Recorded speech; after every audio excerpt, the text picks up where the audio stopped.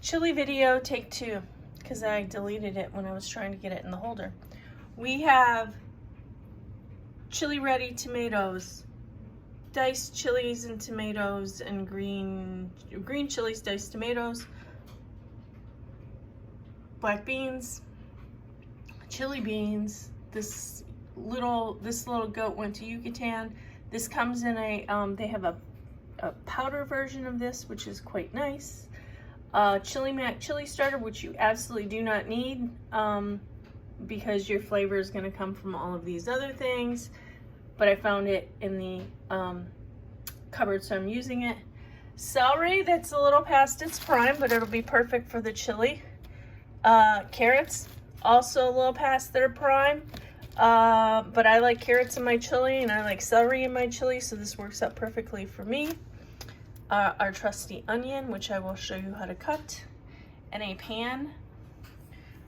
Any pan that will fit all of this stuff will be fine. Now let's see if I can get this on here without shutting off the video. Yay, go me. Okay, is it gonna stay on? Right, production value. All right, now all right, is that gonna work? I'll just move it over here. Put this up here a little bit. Just cut in this one corner of the, let's start with getting our meat going. Just turn on your stove, get it going, high, medium, high, doesn't really matter.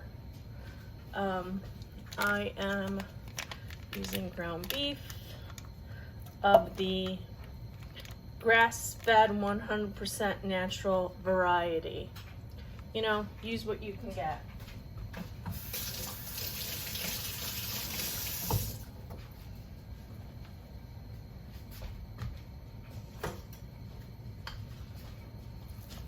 Then I just break it up a little bit.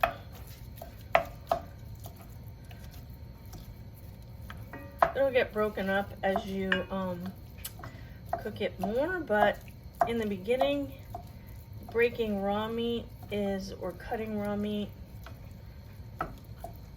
is easier than when it's cooked.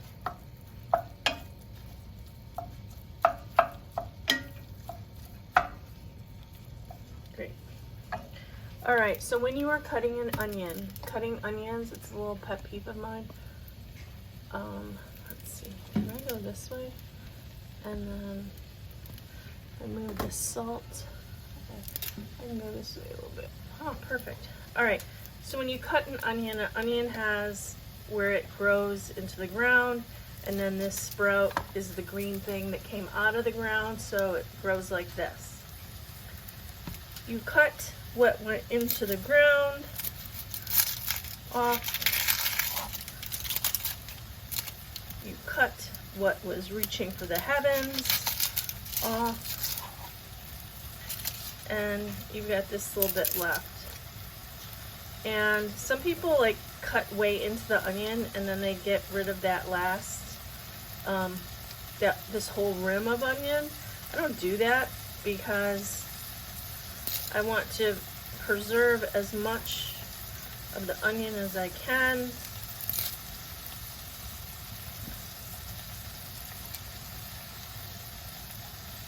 Waste not, want not. All right, so into the earth, up to the heavens, cut that in half. All right,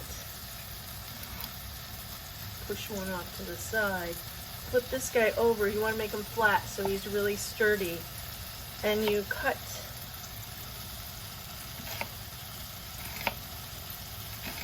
Can you see what I'm doing? I'm cutting long ways. The reason I'm doing that is because if I want strips, then they're perfect little, strips of onions. That's how I wanted them. That's not how I wanted them. And now when you cut them like this, you get these little bits. Perfect little dices of onion. Automatically. You don't have to do anything else. And then you just, when it's getting a little too where you don't want to cut that way anymore, I just toss it this way, and then I just keep cutting. Isn't that beautiful? And then you just do the same thing over here. Let's try it. And if you're not, you know, you're never going to cut into your hand if you're doing this, if you're paying attention. When you're not paying attention, that's when people cut themselves.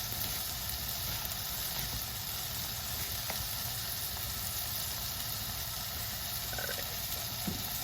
Then I put my onions in.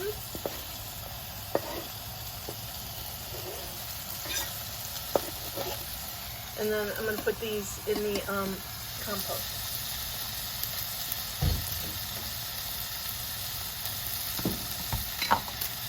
When you're adding stuff to the pan, you want to put in what cooks longest. So onions and meat are going to cook longer, and then the carrots. So for the carrots, I'm just going to take, I don't know,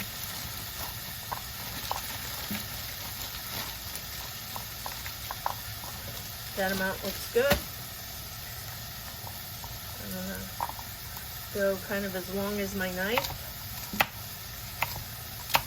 You want to have your knuckles curved, because if you have your knuckles curved, you're going to whack into the top of your knuckle. You're not going to slice the end of your finger off, okay? Which again, if you're paying attention, your mind will stop the knife from going, because they'll say, oh, damn, that's going to hurt. All right, you grab the rogue carrots that have slipped away.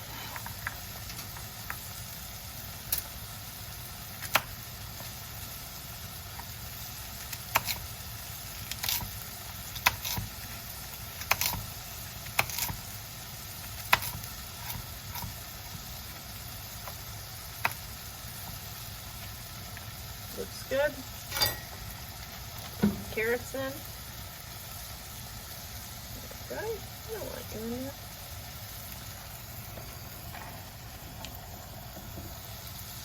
Okay. Give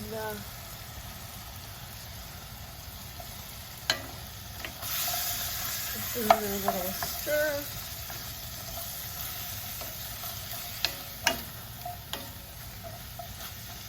You kind of want to push on the meat as you're stirring to get it into the little bits, however you want it. I mean, if you want it chunky, like little meatballs, then leave them the way they are. If you don't, then kind of smash them up a little bit. All right, so we got carrots, we got onions. Now we're going to use the leftover celery. So you can see that's kind of yellowing and gross. That can go in recycle. But this, that looks pretty good. I'm going to cut the end off, right? Now, you could, since this is organic, put this in water, put this part in water, and just in a bowl, and this will start to sprout celery again. And then you can use, it'll look like this, coming out of here. And you can use those celery tops in, well, if you have turtles, you could feed turtles. But you could also put them into salads, put them as a garnish, put them any place that you want a little bit of flavor. So that's kind of a fun little project.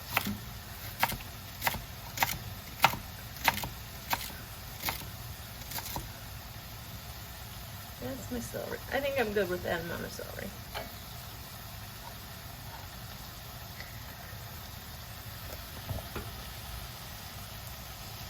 I don't want my phone to fall into the chili.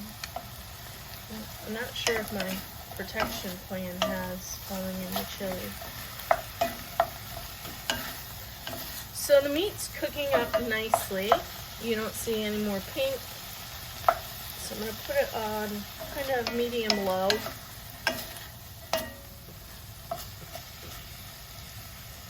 And I am going to add some black pepper.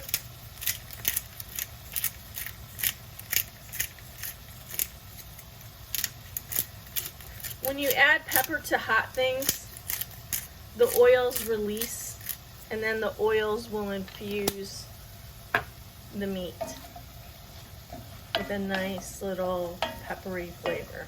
I didn't add that much. Next, I'm going to add garlic powder. Garlic powder is not garlic salt. It is just garlic powder, so it's just garlic. So when you go to the store to do your pantry, get garlic powder, not garlic salt. Because you never know how much salt they're going to put in your, in your garlic salt. So you always want to be able to gauge your own garlic salt. Gauge your own garlic, gauge your own salt.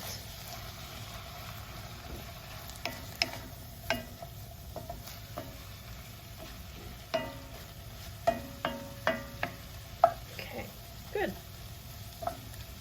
Smells pretty good. Then I'm going to add in, because right now I'm infusing the meat. So I want every bite of meat to have a yummy flavor. So I'm going to use this little goat went to Yucatan. I'm just going to put in maybe that much. Tablespoon, maybe 2.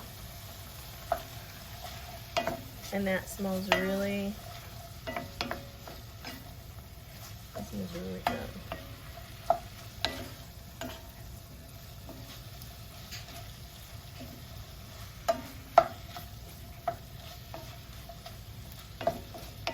You can really add anything to your chili. You could add potatoes or serve it over potatoes. Some people serve it over rice. Some people serve it over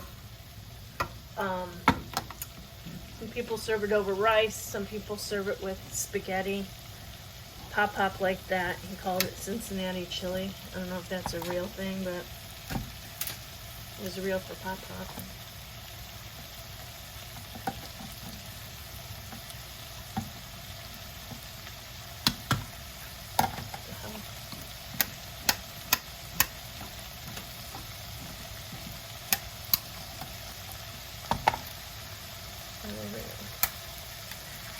Okay, so I'm going to add the tomato sauce in.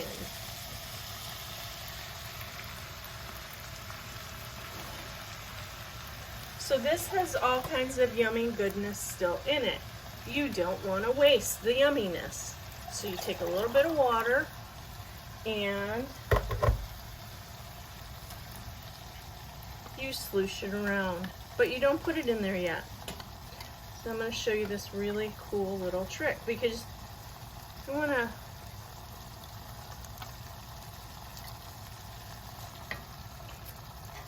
add that in a second. All right, so this is my chili starter.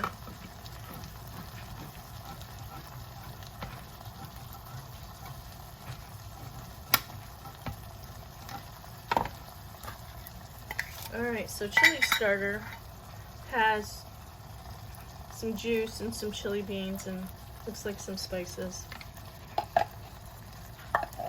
So now I take this and I swirl it. Oops. Did I get out all my yumminess? You can go back and forth.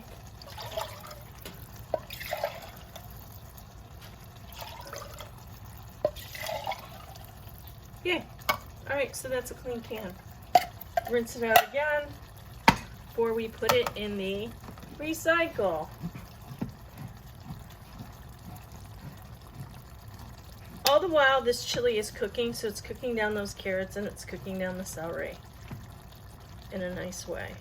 I want this let go.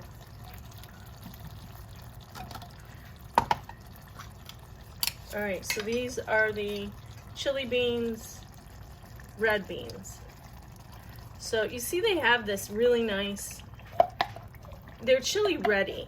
So they have this really nice flavorful sauce to them. Just go back and forth a little bit. Get all the little beans out at the end of that thing. Perfect.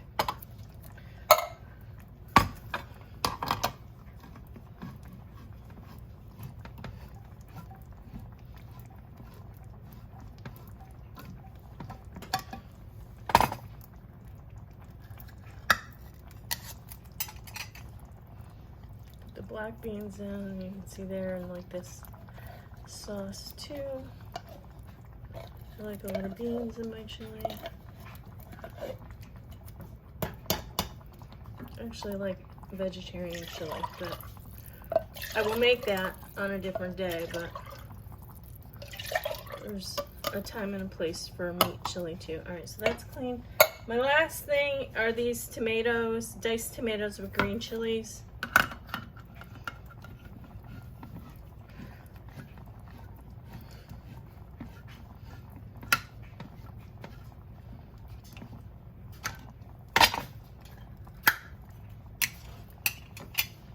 And I don't drain them. I just let that juice be part of the chili, right? All right, and there's really nothing in there. It's just sloosh, but once I've gotten to the habit, I'm just gonna do it. All right, whoa, do you see how high this chili is getting to the rim? Fear not.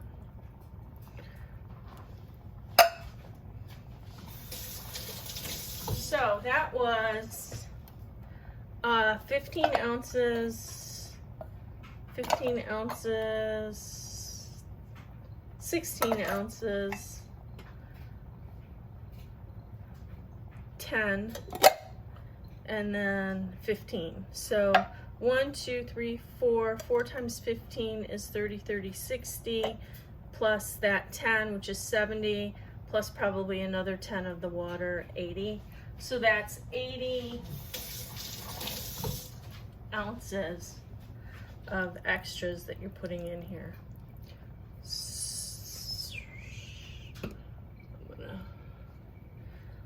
So you're gonna be careful when you stir this so you don't slop it. It will cook down, you'd be surprised. I'm turn the heat up a little bit.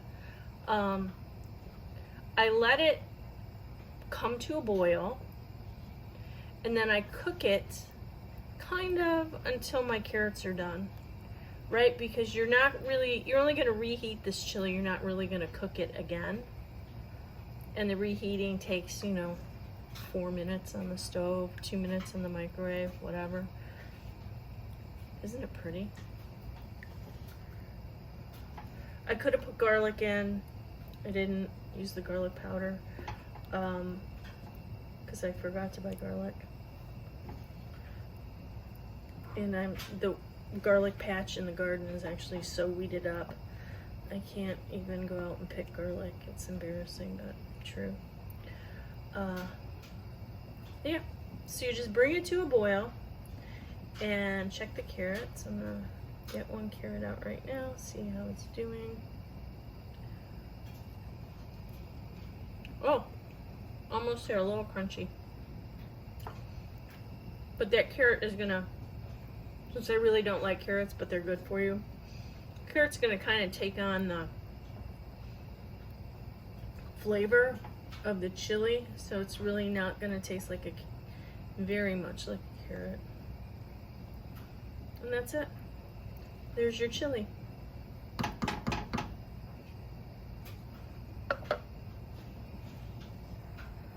Now, can I get this off without shutting off the video? Maybe not. I need some help with this part of the production. So yeah, that is the final product. And it will thicken up a little bit, so you may have to add some water. It will cook down a little bit. I'll take a picture and put it on Instagram when it finishes coming to a boil and then resting, and you're gonna see what a difference it is there. It's pretty amazing. Okay, thanks for cooking with me.